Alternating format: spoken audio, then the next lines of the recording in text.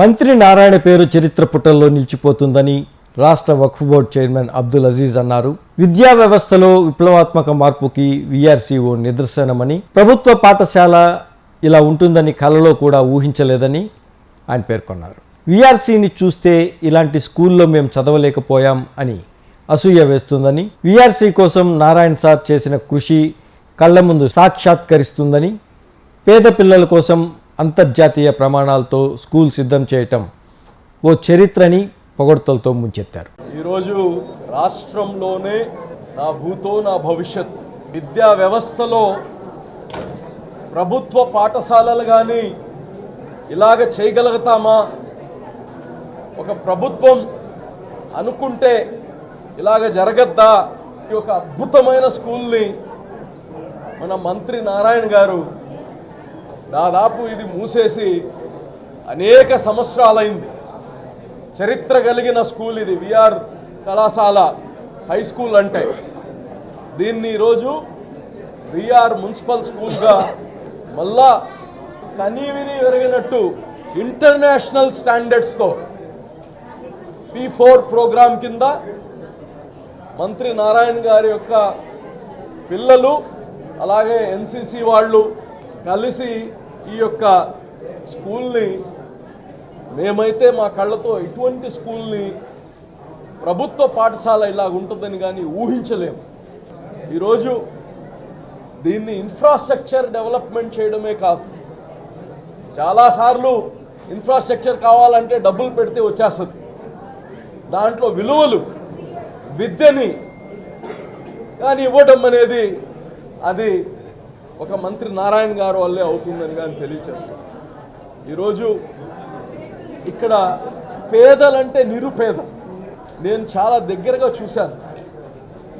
రాజకీయాల్లో ఉండే వాళ్ళ కోసం కాదు ఇది కట్టింది. నిజంగా మంత్రి గారు స్వయానా తిరిగారు. ఆ యొక్క కాలువ కట్టల పైన కూలి పని చేసేవాళ్ళు, పాసి పని చేసేవాళ్ళు, ఆటో డ్రైవర్ పిల్లలు, రైతు కూలీలు, మార్కెట్లో పనిచేసే కూలీల పిల్లలు పోయి వాళ్ళు డోర్ని నాక్ చేశారు, మీ బిడ్డల్ని ఇక్కడ చదివిండి అని చెప్పి.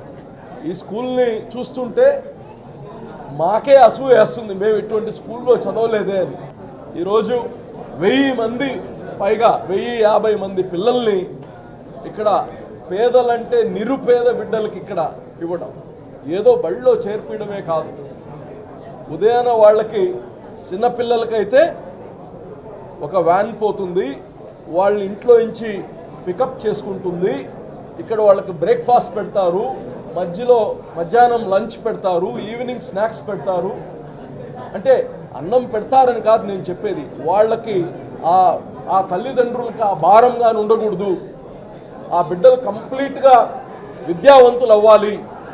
వాళ్ళ కానీ జీవితంలో ఎప్పుడు మంత్రి గారి ఆలోచన ఒకటే, జీవితంలో ఎప్పుడు పేదరికం కోసం మేము బాగుపడలేదు, మాకు డబ్బులుంటే మేము చదువుకునే వాళ్ళవి అనే ప్రశ్న వాళ్ళ జీవితంలో ఎప్పుడు ఉండకూడదు. వాళ్ళకి అవకాశం కలిగియాలి అని చెప్పి ఈ యొక్క అవకాశం.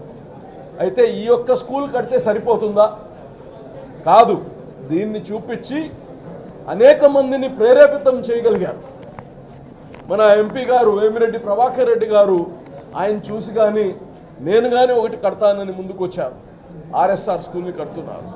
ఇంకోటి పెద్ద కన్స్ట్రక్షన్ కంపెనీ DSR వాళ్ళు కానీ నెల్లూరు వాసులు వాళ్ళు కానీ ములాపేటలో ఒక స్కూల్ని కట్టబోతున్నారు. అంటే ఒకరిని చూసి ఒకరి ప్రేరేపణ చెందుతారు. అందరికీ స్కూల్ కట్టాలని ఆలోచన ఉండదు. ఒకసారి చూసిన తర్వాత మనం కానీ ఎందుకు కట్టలేము అనిపిస్తుంది. ఆ ప్రేరేపణ చేయడమే ఈ యొక్క స్కూల్ లక్ష్యం. అనేక మంది ఉన్నారు డబ్బులు ఉండేవాళ్ళు, అయితే అవకాశం రాక ఈరోజు దీన్ని చూసిన తర్వాత ప్రతి ఒక్కరు దీన్ని ప్రోత్సహించే వాళ్ళే. అలాగనే రేపు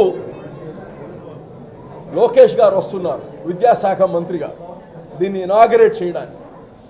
దీంట్లో కానీ మా స్వార్థం ఏంటంటే విద్యాశాఖ మంత్రి దీన్ని చూస్తే ఈ రాష్ట్రం మొత్తంలో ప్రభావితం వస్తుంది. ఈ స్కూల్ ఎలాగ నడపబోతున్నారు, ఈ స్కూల్ ప్రతి అంగుళం నారాయణ గారు ఇక్కడ కూర్చొని ప్రతి అంగుళంని కానీ ఇలా ఉండాలి వాళ్ళ పాప ఏదైతే మొత్తం ఈ దేశంలో అన్ని రాష్ట్రాల్లో స్కూళ్ళు ఒకటి మించిన ఒకటి స్కూళ్ళు ఉన్నా ఆ అన్ని స్కూల్ కన్నా ఇది బాగా చేయాలని తీర్చిదిద్దిన స్కూల్ ఇది.